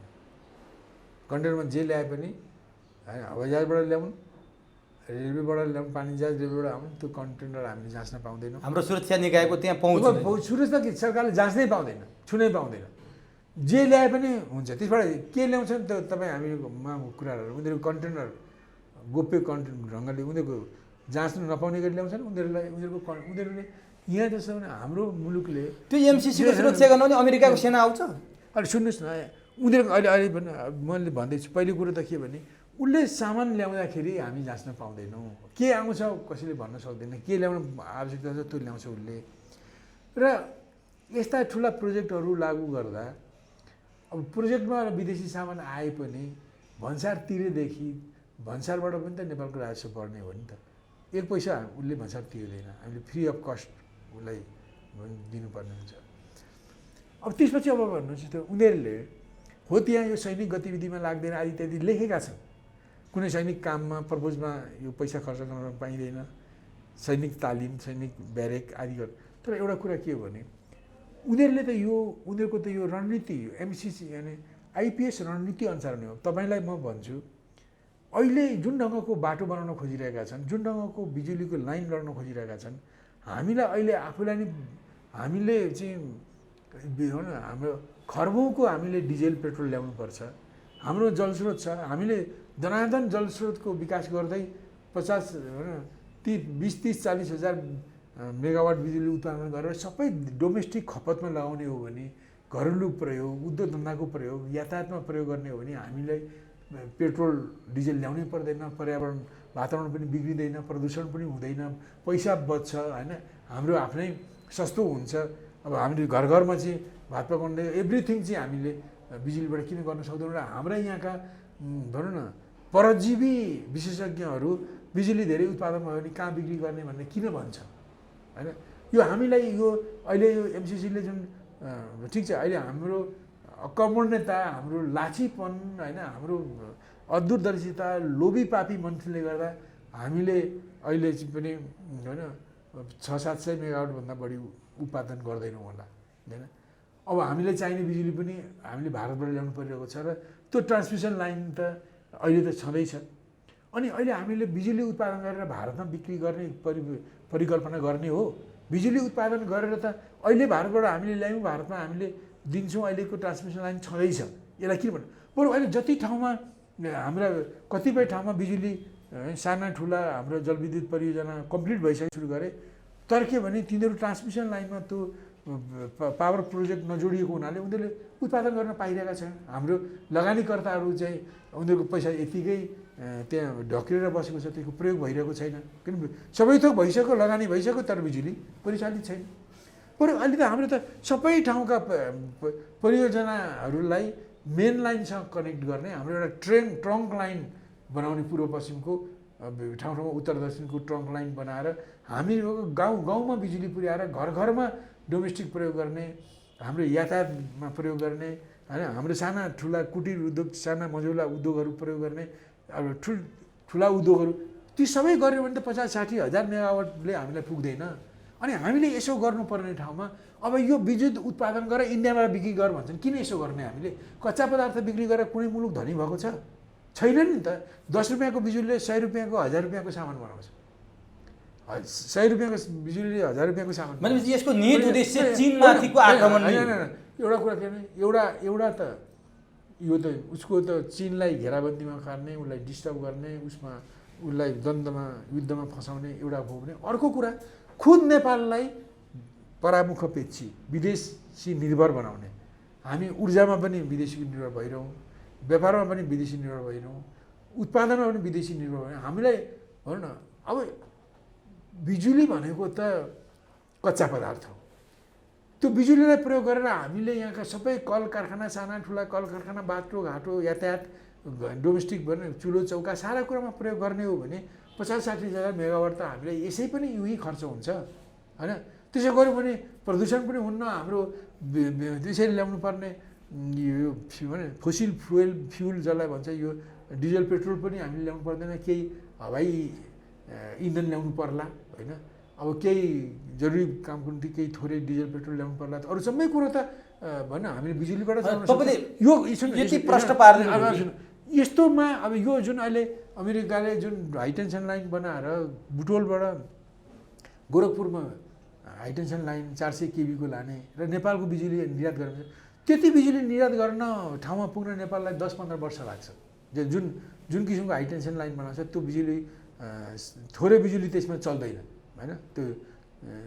त्यसले त्यो लाइन नै अपरेट हुँदैन। त्यसलाई त्यति गर्न लागि धेरै मेगावाट बिजुली मात्रै त्यसमा कुदाउन सकिन्छ, होइन?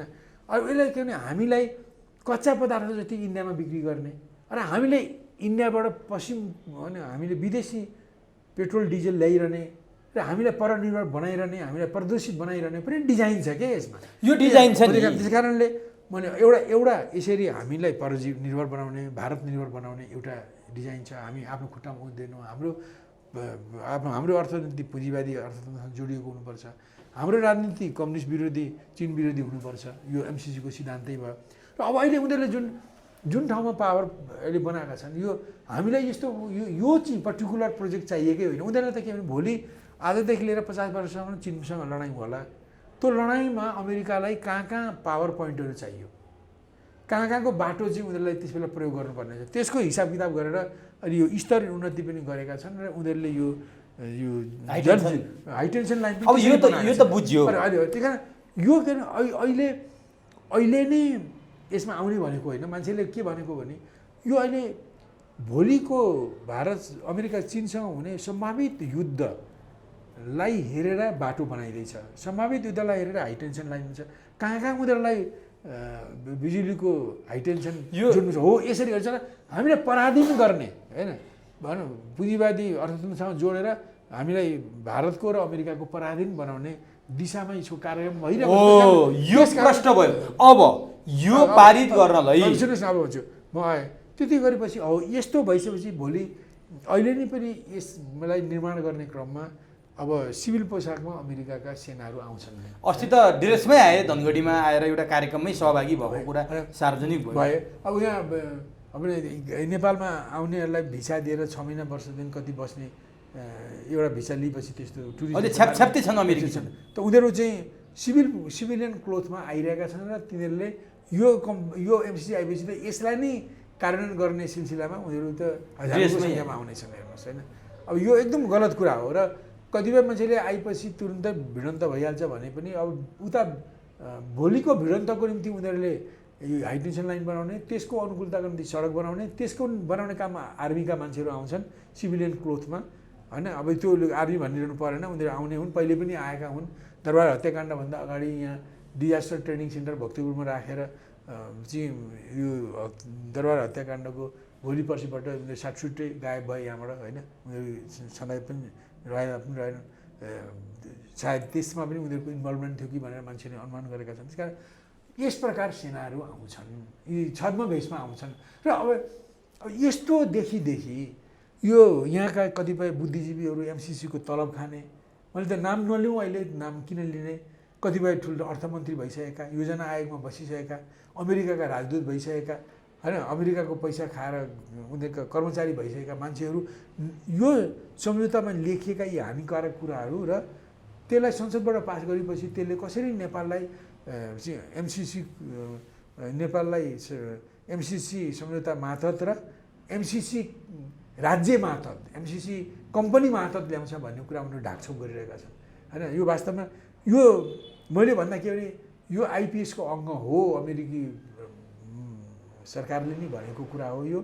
त्यसको अङ्ग भएको हुनाले अहिले उनीहरूले यहाँ गर्ने सबै काम, यो काम चाहिँ उनीहरूको त्यो आइपिएसको रणनीतिक स्वार्थ अनुसार बन्ने हुनाले यो भोलि द्वन्द्वको निम्ति यो बनाइँदैछ र हामीलाई द्वन्द्वमा झोकिँदैछ र यसलाई पास गर्नु हुन्न। ल अब यो पास गर्ने हिसाबमा अघि पनि मैले तपाईँलाई सुरुमा भनेको थिएँ, यसअघि 74 सालको सबैभन्दा ठुलो पार्टी भनेर आएको, पहिला गठबन्धन त्यसपछि पार्टी बनेको नेकपा छेदविच्छेद भयो। यसको विवाद चरम उत्कर्षमा थियो। तपाईँलाई थाहा छ झलनाथको नेतृत्वमा एउटा आयोग बन्यो, त्यो आयोगको पनि त्यो केपी ओलीले त्यति बेला ग्रहण गरेनन्, यसैले नेकपा फुट्यो, एमाले पनि त्यो अवस्थामा पुग्यो। तर अचम्म के भयो भने त्यति बेला एमसिसीको विरोध गर्ने माधव नेपाल र प्रचण्ड आज शेरबहादुरसँग एउटै समीकरणमा सत्तामा छन्।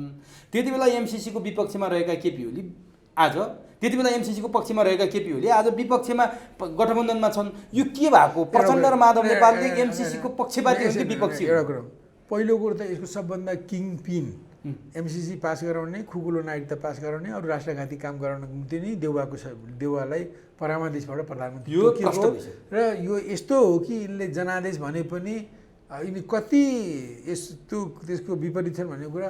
अब यो 50-60 दिन पुगिसक्यो सरकार गठन भएको, अहिले पनि उनले मन्त्रीमण्डल पुरा बनाउन सकेका छैनन् होइन। अझै पनि एमसिसी पास गरेर मात्रै बनाउने भनिरहेका छन्। यिनीहरूका यस्ता स्थितिहरू छन्।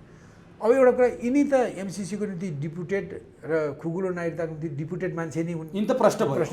अब प्रचण्ड र माधव अब हेर्नुहोस्, अब पहिले त्योभन्दा अगाडि विगतमा केपी ओली होइन, केपी ओली होइन, यिनी मुख्य सत्तामुखी, गुट चलाउन पैसामुखी, यिनी महत्त्वाकाङ्क्षी,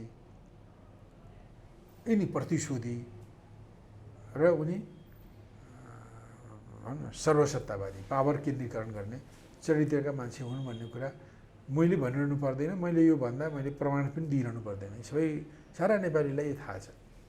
त्यही कारण यिनले यो सत्ता जोगाउनकै निम्ति यिनले के भने यो अब यिनले जनताको बहुदलीय जनवाद भन्ने एउटा सिद्धान्त 2049 सालमा एमालेमा बहुमतले लागू गरिँदैछ भनेदेखि त्यसलाई उनीहरूले नेपाली परिवर्तनको क्रान्तिको मार्गदर्शक सिद्धान्त मानेका छन्। तर उनीहरूको सिद्धान्तको गुदी कुरा के भने यो डेमोक्रेटिक सोसलिजम भन्दा पनि रद्दी कुरा छ यो होइन। यसले के भन्छ भने समाजमा हुने आमूल परिवर्तन, जनताको जनवादी सत्ता ल्याउने कुरो, यहाँ पुँजीवाद विरोधी समाजवाद ल्याउने कुरो, नेपाललाई साम्यवाद लाने कुरो, यही पुँजीवादी सिद्धान्त जब जसले बाटो देखाउँछ भनेर त्यहाँका मान्छेहरू लागेका छन्। यिनीहरूले मार्क्सवादको राजनीतिमा मार्क्सवादको कपुरी कला पनि यिनीहरूले व्यवस्था गरेका छन् होइन। र यो एउटा उनीहरूले आफूलाई जतिसुकै हामी कम्युनिस्ट हौँ, हामी एकदम सिद्धान्तनिष्ठ भएका छन्, यो सबै कुरा के भने अब यो भन्नु न, यो अब हुन्छ नि भनौँ यो एउटा परम्परामा अथवा यो अन्धविश्वास भन्छन्, किचकन्नी भन्छन्, सब अगाडि बढ्दा सबै थोक ठिक छन्, तर उसको खुट्टा पछाडि फर्काउँछ अरे, पछाडिपछि खोक्रो हुन्छ अरे त्यस्तै यो किचकन्नी रूप मात्रै हो क्या। अगाडि कम्युनिस्ट नामधारी हुन् उनीहरू, तर उनीहरूको मुटु कलेजो केही छैन। यसरी किचकन्नीको हुँदैन, खुट्टा उल्टो फर्किया हुन्छ, गन्तव्य उल्टो छ होइन। त्यही कारण उनीहरूले जतिसुकै आफूलाई कम्युनिस्ट हुन् भने पनि वास्तवमा मार्क्सवादी सिद्धान्तको कसीमा हेर्ने हो र त्यसको कति ठिक बेठिक भन्दा अहिलेको वस्तुस्थितिलाई हेर्ने हो भने होइन, जो साम्राज्यवादको दबदबा हामीले अलिकति एउटा मुलुकलाई चित्त नबुझेको संविधान पास गर्दा त 6 महिना नाकाबन्दी बिहोर्नु पर्यो। स्थिति यस्तो छ नि त होइन। र यहाँ बल प्रयोग गरेर हाम्रो 400 वर्ग किलोमिटर जमिन कब्जा गरेको छ, केही नभएको छ, ठमठम हिँडिरहेका छन् त्यहाँका मान्छेहरू होइन। यस्तो साम्राज्यवादी, यस्तो उत्पीडकहरू, शासकहरू, बलिया शासकहरू, यस्तो उत्पीडक हुने, हिंसाको बलमा अरूलाई कुल्चने परिपाटी भएको ठाउँमा अब मतदानद्वारै समाजमा आमूल परिवर्तन हुन्छ, जनताको सत्ता आउँछ, समाज आउँछ भन्ने कुरा हावा कुरा हो होइन। तर एमसिसीमा केपीको धारणा सुन्नुहोस् न, त्यही कारण यो जबजलाई त्यो जबजलाई मान्नेहरूले जति आफूलाई मार्क्सवादी भने पनि अरू सारा नेपालका सारा मान्छेलाई थाहा छ यिनीहरू पुँजीवादी नै हुन्। अमेरिका युरोपका पनि सारा थाहा छ यिनीहरू पुँजीवादी हुन्, जबजलाई बोक्ने पुँजीवादी हुन्। त्यसकारण यिनीहरू चाहिँ ढोडिया साँप हुन्, यिनीहरूको चाहिँ ट्वाइ स्नेक हुन् होइन। भयानक डरलाग्दो बनाएको ट्वाइ साँपले डस्दैन नि त होइन, त्यस्तै ट्वाइ स्नेक हुन्। कहाँ यिनीहरू आएदेखि केही फरक पर्दैन भनेर उनीहरू त्यो जबजको पक्षमा लागेका छन्। र केपी ओली त्यस्ता खाले मान्छेहरू, उनीहरूको सिद्धान्तै त्यस्तो भएकोले गलत पार्टीभित्र बसेका गलत मान्छेहरू, बाहिर बसेका शोषक सामन्तीहरूको सहयोगले धेरै सङ्ख्यामा माथि पुगेका मात्रै हुन्। यिनीहरूको रियल कम्युनिस्ट भएको भए यस्तो हुने पनि थिएन होइन। र उनलाई चाहिँ अब यी जबजपन्थी भएको उनले यो कम्युनिस्ट नामधारी भए पनि यो ढुडिया साँप हो, यसलाई पोस्ता हुन्छ भन्ने पश्चिमाहरूको धारणा हो। र उनले अब सत्तामा पुगेर टिक्नको निम्ति अब उनले जति पनि शक्तिहरू छन् ती शक्तिहरूलाई उनले प्रयोग गर्न खोजे होइन। अब उनीहरूले जस्तो भनौँ, उनले चीनसँगको राम्रो सम्बन्ध 2073 सालमै चीन भ्रमण गरेर व्यापार पार्वण सम्बन्धी सन्धि गरेर राम्रै अवस्था रहेको बिआरआईमा नेपाल संलग्न भएको स्थितिमा पनि उनले अब पार्टीभित्रमा खिचलो हुँदा अब चिनका नेताहरूले उनलाई सल्लाह दिएछन् होइन। यो सार्वजनिक भयो कि बरु पार्टी ठुलो कुरा हो तपाईँहरूको, बरु 2टा पदमध्ये एउटा पद छोडेर भए पनि, प्रधानमन्त्री छोडेर भए पनि अथवा अध्यक्ष पद छोडेर भए पनि पार्टी जोगाउँदा बुद्धिमानी हुन्छ, स्थिरता हुन्छ भनेर चिनियाहरूले भनेछन्। त्यो भने कि केपी ओलीले दुश्मन ठाने चिनलाई। उनले मलाई सत्तामा टिकिरहन साथ दिएन भनेर उसलाई छोडे। उनले त्यो भनेको कुरालाई नमानिकन गएको भए पनि कसै हो के हुन्थ्यो र ठिकै हुन्थ्यो। त उनले प्रलक्क पल्टेर उनले अरू साथी खोजे। उनले भने अरे भारतले सहयोग नगरे युरोपले गर्छ, युरोपले नगरे अमेरिकाले गर्छ, युरोपले गर्छ, भारतले गर्छ भनेर उतापट्टिबाट उनले आफ्नो सत्ता जोगाउनको लागि सबैलाई प्रयोग गरे। त्यता पनि सफल भए। अब अमेरिकालाई होइन, उनले एमसिसी पास गरेर उनले अमेरिकाको मद्दतले उनले यहाँ आफ्नो अकण्टक शासन 5 वर्षभरि गर्ने सोचेका थिए। तर विभिन्न स्थितिले गर्दा उनले त्यो पास गर्न सकेन। त्यसपछि त्यो बाहिर, त्यस कारण अमेरिकाको गुडबुकमा रहेनन्। अब भारतले त पहिले चुचे नक्सा पास गरेपछि यिनका केही दुर्से मुखहरूले उनले जे सत्यमेव जयते कि सिंहमेव जयते जस्ता कुराहरू गर्नाले पनि धेरै चिडिएको हुनाले जति यिनको पूजाआजा गरे पनि उनीहरूले केपी ओलीलाई विश्वास गरिरहेको आज कसको आशीर्वाद छ त केपी ओली? उनले अहिले सबैको छोडेर अनि बढीभन्दा बढी भारतकै सहयोग लिन खोजिरहेका छन्। तर यो एकतर्फी लभ हो। यिनी एकतर्फी रूपमा भारतलाई रिझाएर आफ्नोलाई बलियो बनाउन खोजिरहेका छन्, तर भारत रिझिएको छैन। चीन चाहिँ के छ? चीनले उनीहरूले त्यसो भनेपछि अब यिनले नै चीनको सद्भाव लिन चाहेनन्। यस्तो तपाईँलाई थाहा छ, यिनले अब त्यस बेला बिआरआईका प्रोजेक्ट अगाडि बढाए, व्यापार पर्वणको कुरा गरे, त्यसको त्यो प्रोटोकल पास भएर पनि त्यो त्यस अनुसारको परिचालन व्यापार पार्वण चलिरहेको छैन। अब बिआरआईको प्रोजेक्टमा सही भएर पनि एउटा प्रोजेक्ट पनि 9वटा प्रोजेक्ट दिएको, एउटा पनि प्रोजेक्ट कार्यान्वयन भइरहेको छैन। अब उनीहरूसँग भनौँ जे भनौँ बरु उनले कोभिडको औषधि दिन्छु भन्दा पनि नदिएर अब यो ओम्नीलाई पठाएर ताण्डव गरेको देखिहाल्नुभयो होइन। एउटा कम्पनी मार्फत किनेर ल्याएर त्यहाँबाट कमिसन खाए। पछि पनि भनौँ न चिनले चाहिँ हामी सहयोग गर्छौँ भन्दा सहयोग लिने तत्पर भएनन् होइन। आदि त्यही धेरै कुराहरू छन्। उनले चाहिँ भनेपछि उनी कसैको विश्वासमा नटेक्ने नसमाउने त्यो उनले चिनको सद्भावलाई पनि प्रयोग गर्न चाहेनन्, डराए। भारत र अमेरिका रिसाउँछ कि भनेर उनीहरूलाई खुसी पार्न चिनको निस्वार्थ सद्भाव पनि प्रयोग गरेनन्। अब भारतलाई रिजाउन सकेनन्। अमेरिका र युरोप पनि भड्किए। अब युरोपको चाहिँ पछिल्लो बेलामा अब उनको निकटका एकजना नेताले अब यो संहितालाई कटौती गर्ने, खारिज गर्ने, धर्मनिरपेक्ष हटाउने जस्ता कुरा गरे। कुरा त ठिक हुन्, तर पनि ताल्न बेतालको कुरा हुँदाखेरि होइन, अब फेरि कुसमयमा कुरा हुँदाखेरि अब यो अहिलेको जुन विगतको दोस्रो दिल्ली सम्झौतामा नलेखिएका र यो ६३ सालको वैशाख 10 गते भएको त्रिपक्षीय सम्झौता, राजा, माओवादी र 7 दलका ठुला दलहरूको केही दलहरूको सम्झौता जुन छ, त्यो सम्झौताका विपरीत नेपालमा केही परिवर्तन भए। त्यो सम्झौताभन्दा बढी परिवर्तनहरू भए जो हानिकारक पनि साबित भएका छन्। ती हानिकारक र नलेखिएका परिवर्तनको त्यसको जोरदार समर्थक भनेको काङ्ग्रेस आइको इन्डिया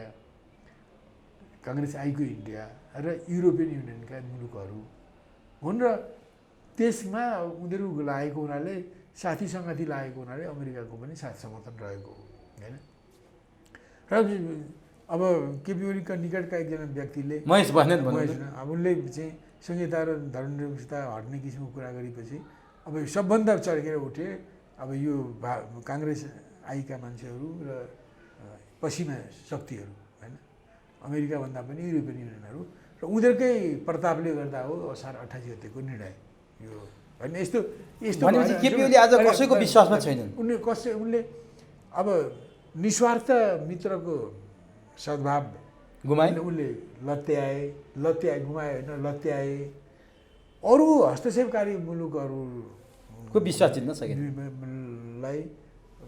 लाई उनले सन्तुष्ट पार्न सकेन। अब यो केपी ओली अहिले त्यसो भएकोले अब अहिले आएर अब यो केपी ओली अहिले त एक किसिमले भन्नुहोस् न, अघि भने जस्तो कसैको पनि विश्वासमा नभएका होइन एउटा पात्र बनेका छन् होइन। त भनौँ भने उसलाई यो एउटा अवसर पनि हो होइन। विगतमा उनले एमसिसी अमेरिकालाई खुसी पारेर सत्तामा टिकिरहने यो तुच्छ स्वार्थको निम्ति एमसिसीलाई पास गर्ने उनले कुरा दिए पनि अब त्यो रहेन। अब उनी सत्तामा पनि छैन, उनले एमसिसी पास। समय दिनुभयो, यसको लागि तपाईँलाई हार्दिक बहुत धन्यवाद।